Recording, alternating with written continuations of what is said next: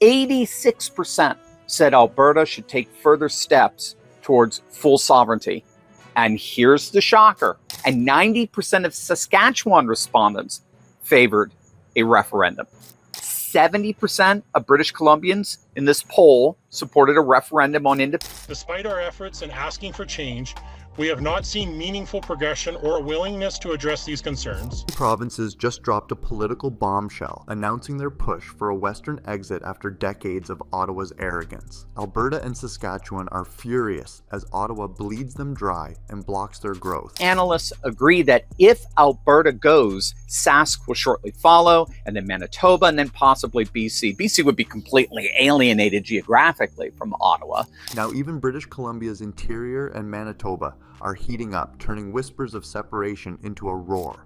If the Western Standard has its fingers accurately on the pulse of independence sentiments among Albertans and the Western provinces, gang, Canada's going to split apart in mere months from now. According to the Western Standard, 94% of Albertans believe they're being shortchanged by Ottawa. 94%. That's not a majority. That's basically everyone you bump into on the street. And the poll is astonishing for sure. 94% of respondents believe that Alberta is being shortchanged by Ottawa. Get this. And here's where it gets crazier. 87% said they would actually vote for independence if a referendum was held tomorrow. Tomorrow.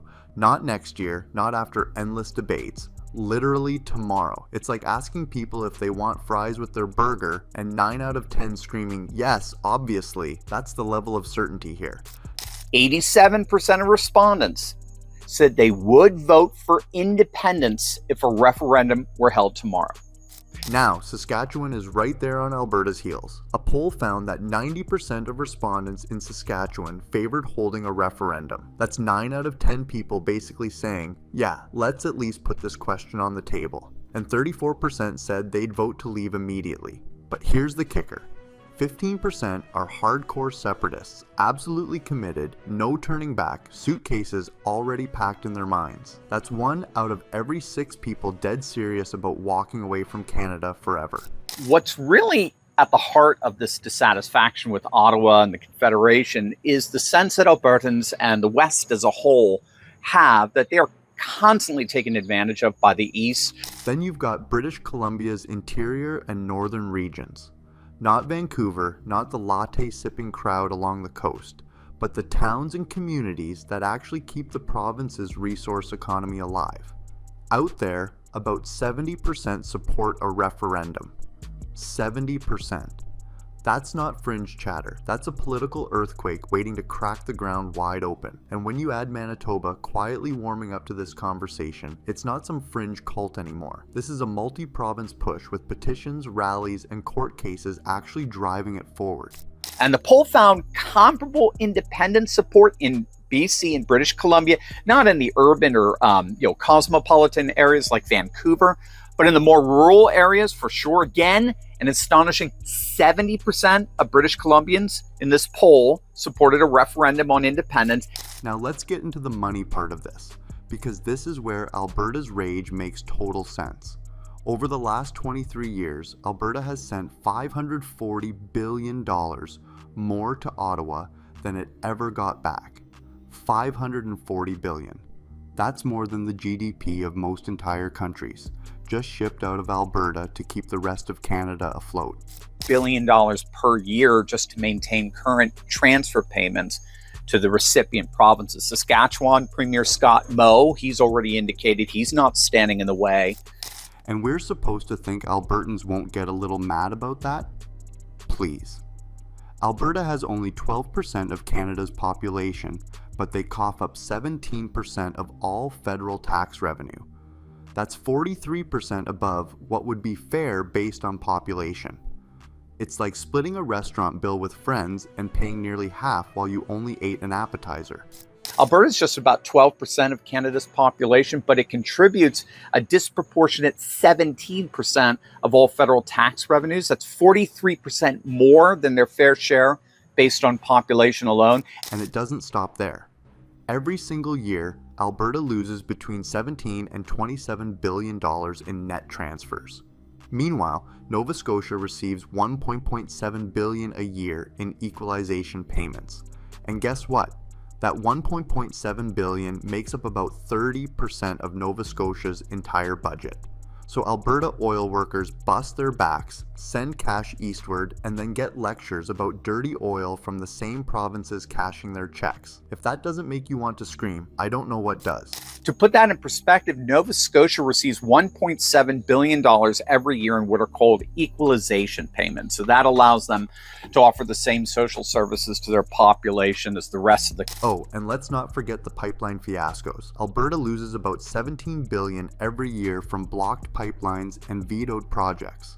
$17 billion just evaporates because Ottawa wants to play climate savior. In 2024 alone, Alberta's energy production was worth $140 billion. Out of that, $70 billion went straight into Canada's GDP. But instead of celebrating the province that keeps the lights on, Ottawa keeps finding ways to strangle it with regulations.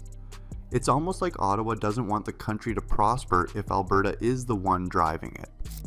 But that $1.7 billion represents nearly 30% of Nova Scotia's entire provincial budget. And where does that money come from? Alberta's oil workers, their taxpayers, the same provinces that lecture Alberta about dirty oil and green energy. And here's where things get really spicy.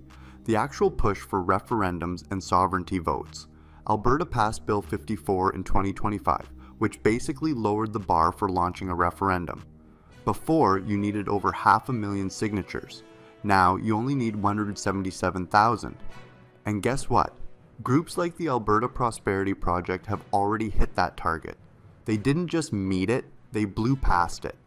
The official referendum question on the table is simple. Do you agree Alberta should become a sovereign country? That's it. No fancy wording, no confusion, just straight to the point. And that's precisely why Albertans increasingly want to leave. And it's exactly why Ottawa can't afford to lose them.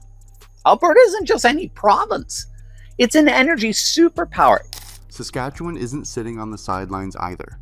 They already have legislation in place that allows for citizen-initiated referendums. Premier Scott Moe has gone on record saying he'd honor any valid petition that came forward. And on June 18th, 2025, Alberta and Saskatchewan held a joint caucus meeting in Lloydminster.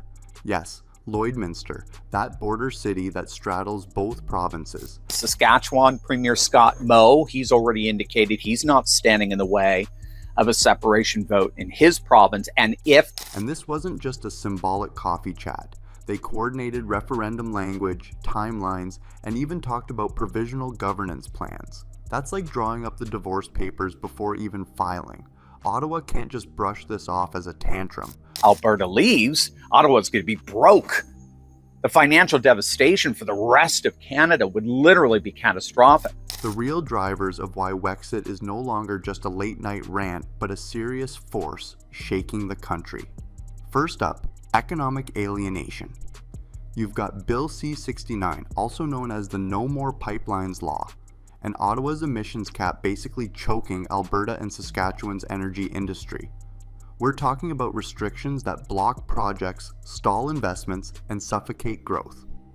Add it up, and it's costing around $55 billion in lost GDP every single year. $55 billion just evaporating while Ottawa pats itself on the back for being green. Alberta and Saskatchewan watch their industries suffocate while the rest of Canada cashes the checks, and people wonder why separation is on the table. Ottawa is breaking this country, and 50% of Westerners are saying maybe it's time we let them. And let's not forget the cultural divide. Alberta and Saskatchewan have long been called the Texas of the North, and for good reason. Out here, people put value in resource-driven work, family, tradition, and independence. But what's Ottawa obsessed with? Green policies, endless progressive social experiments, and lecturing the provinces that actually keep the economy alive. You don't have to be a political scientist to see how badly that rubs. It feels like being treated as an outsider in your own country, like you don't belong unless you parrot the same progressive slogans. The Reform Party in the 80s and 90s, their slogan was "The West wants in." Wexit Canada's slogan is "The West wants out." Now let's zoom out and look at the provinces rallying around Alberta. Saskatchewan, for one, is no longer the quiet neighbor. Right now, about 40% of people there say they support separation, and here's the kicker.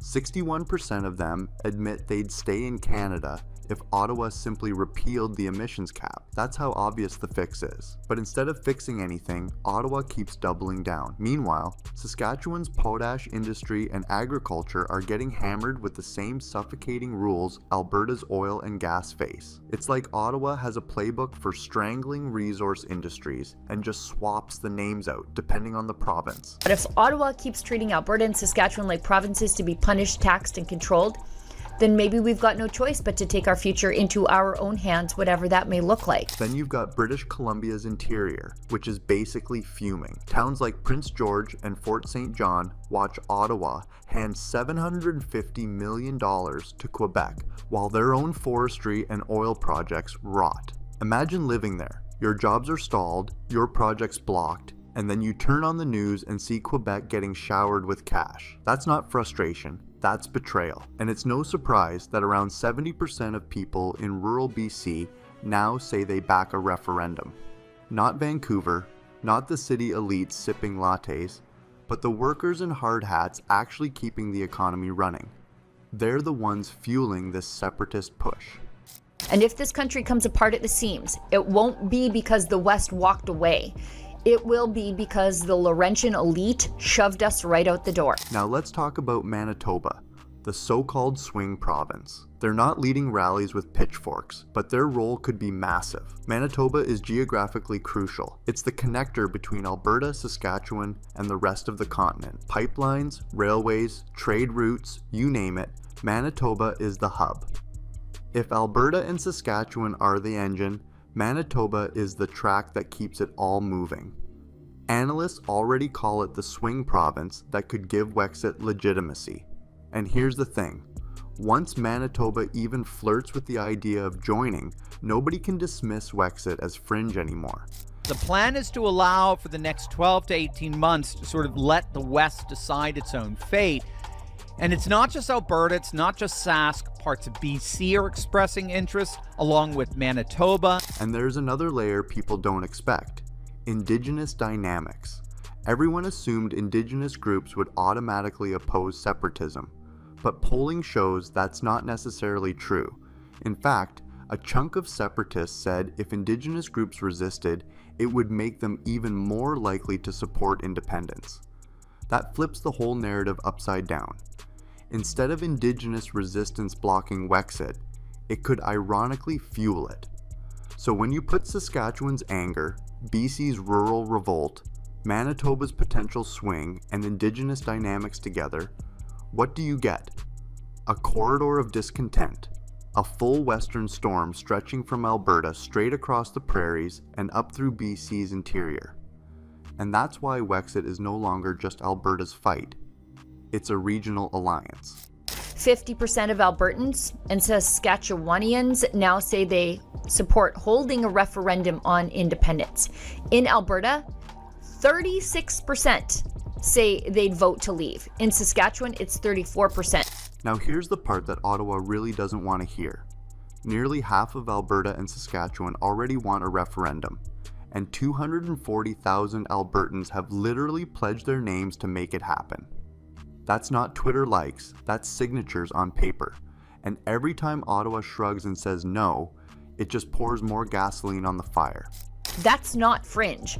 That's a movement, one that Ottawa and the Liberals built with their own arrogance. If Alberta and Saskatchewan actually walk away, Ottawa is staring at financial ruin. Tens of billions in tax contributions and equalization capacity gone in a flash. Imagine trying to run the same federal programs when two of your biggest payers just left the table. You can't, and this isn't just Alberta's crusade anymore. With BC's interior fired up and Manitoba waiting in the wings, it's a Western Bloc, a full coalition. The warnings couldn't be louder. Unless Ottawa scraps Bill C-69, repeals the emissions cap, and fixes this broken taxation system, Canada could stumble into the biggest political earthquake since Confederation.